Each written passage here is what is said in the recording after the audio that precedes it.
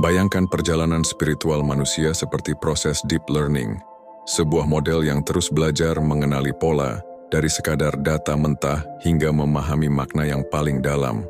Di awal ada syariat. Inilah tahap ketika kita baru mengenal aturan.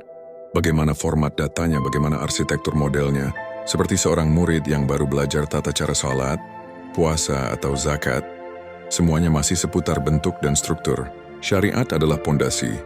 Ia menetapkan batas dan arah agar pembelajaran tidak menyimpang. Lalu datang tahap tarekat, disinilah proses training dimulai.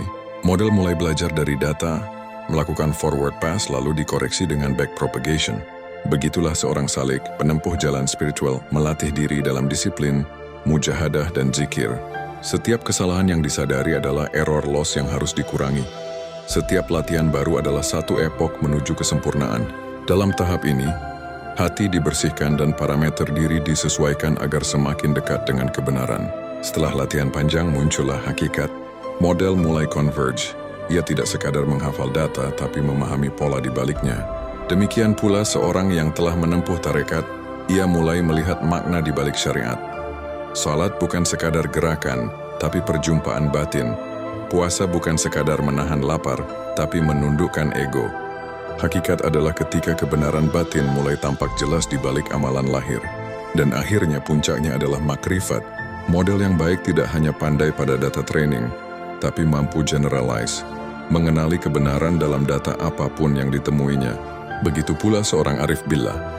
Ia tidak lagi melihat segala sesuatu dari bentuknya, tapi dari sumbernya.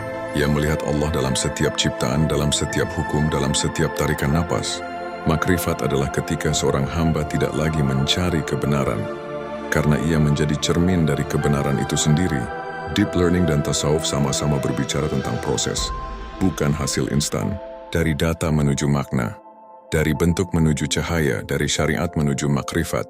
Dan sebagaimana model terbaik lahir dari proses panjang yang penuh kesabaran, demikian pula manusia terbaik lahir dari perjalanan spiritual yang penuh pengulangan, introspeksi, dan cinta kepada Sang Pencipta.